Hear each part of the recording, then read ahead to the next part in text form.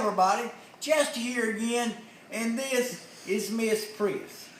She had a spa today. You know, the man comes over on the bathing truck, I call it, and he goes out there and trims her. It takes her about a couple of hours to do a Shih Tzu, but he trims her nails and cuts her hair and just has a little spa day. So we got a little party dress on there with a flower.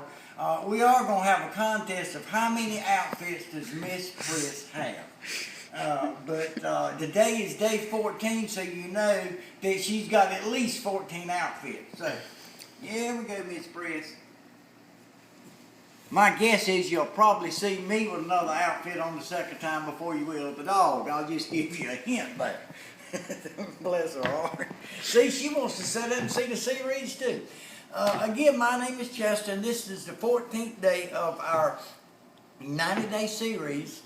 And what we want to do is we like to give people a tip of the day. And the reason I give the tip of the day is just somehow or another keeps people from having, I call them brain cramps. We just want you to start getting your mind thinking in different ways. And the tip of the day is, what is the tip of the day, Joanne? Joanne's holding the camera for me. What is your past is not your future. Your past is not your future. You see Miss Priss right there. She used to be a show dog. Give her a shot right there, Jeff. See, she's a ham. She used to be a show dog, but now she's retired, and this is what her life is right now. So see, her past was not her future. And for that, I've got a story for you. I hadn't thought about this story in a long time, but this is a true story. It's not just a parable. I know it sounds like one, but this is really a true story. A friend of mine, Sam Michaels, called me on the phone. Hey, Sam, if you're looking at this video, and said, you know, I tell people this story all the time, and they love it. They love it because they probably don't think it's true, but I'm telling you, this is true.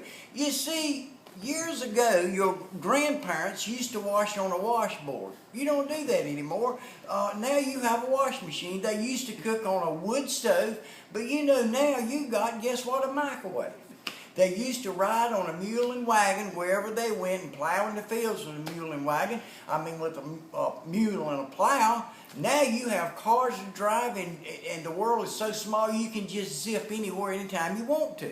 So things do change, and you know, when back when I was, I don't know, probably 25 or so like that, 25, 28, I decided I was going to get involved in network marketing. Well, see, I was doing it then, not the old way. I was doing it the only way you could do it. You would get a car and you would drive and do meetings. You'd do hotel meetings and house meetings. You'd go out even to introduce to whatever program you was doing on a one-on-one. You would drive to their house. So I went to this guy's house and I done a meeting, and I don't mind telling you, the first program I ever got involved in was Amway. So he says, I want to do this. What do I need to do? I says, this is real simple. All you got to do is make a list of all the people that want to make money. I'm sorry, make a list of everybody you know, and then go back by and cross out the ones that don't want to make any money. So he says, well, that's everybody I know. I said, well, make a list of everybody you know. You call them on the phone, and you invite them here to the house. I'll come back Wednesday night and show them what I showed you. Well, he says, man, I just know you're a godsend. I just know this is what I've looked for all my life. My wife was there, his wife was there, and literally she was almost in tears. You see, I saw I made a difference in their life. At that point, I hadn't gave them any money. They hadn't made any money, but what they had was hope. You know, sometimes people just don't have enough hope. You know, I call hope adolescent faith. Something that they see but they can't touch. They saw probably for the first time in their lives that they had a shot. You know what? I was so excited. I went back home, and I think it was Tuesday night. I don't remember the exact night. Let's say it was Tuesday night, and I go over there. Well, as I was driving down his driveway or his street going to his house the yard was full of cars. They was lined down his driveway, and when they got to the street, they made 2 rows all the way down to the end of the street. I said, my word, I said, this is unreal. So I was all excited, you know, my blood pressure went up, and I was pumping. Went to my back car, and I grabbed my whiteboard and easel.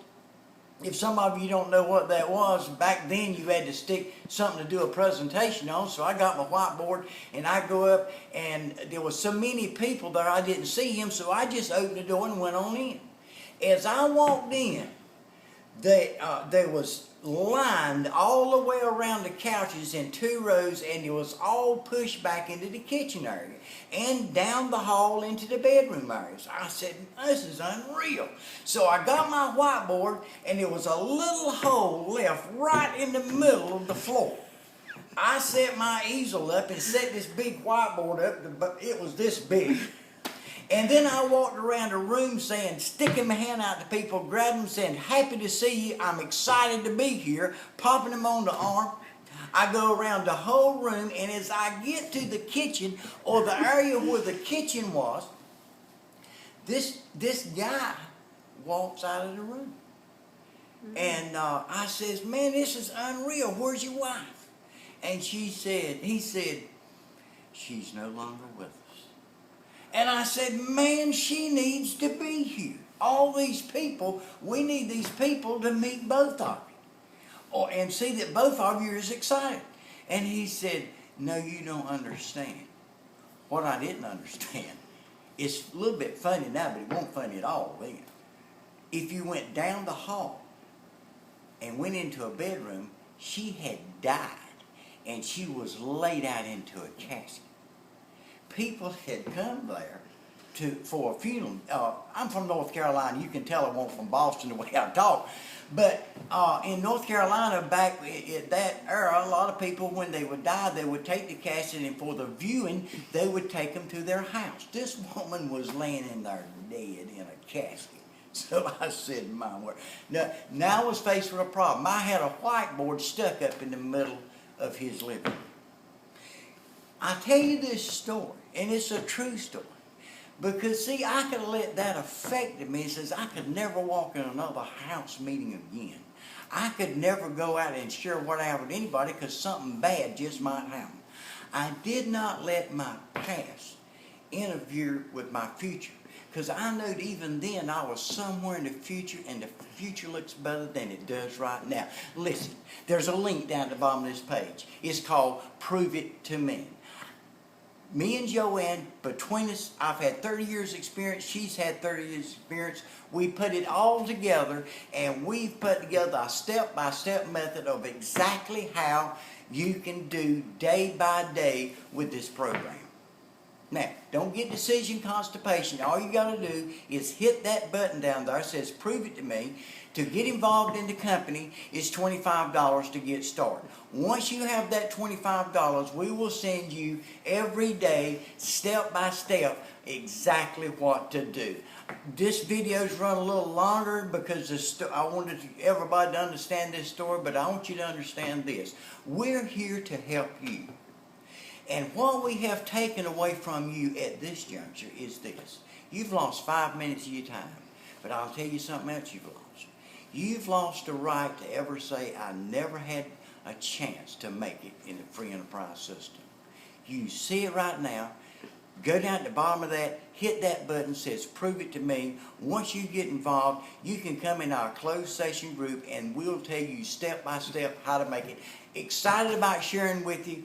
Looking forward to tomorrow. I wonder how many outfits Miss Priss has got, and I wonder what my tip of tomorrow will be.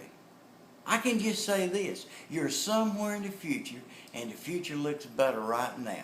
That link right down there is free to you. Make a decision. Don't get decision constipation. Let me be the laxative that you need. Hit that button. I'll see you tomorrow. Bye.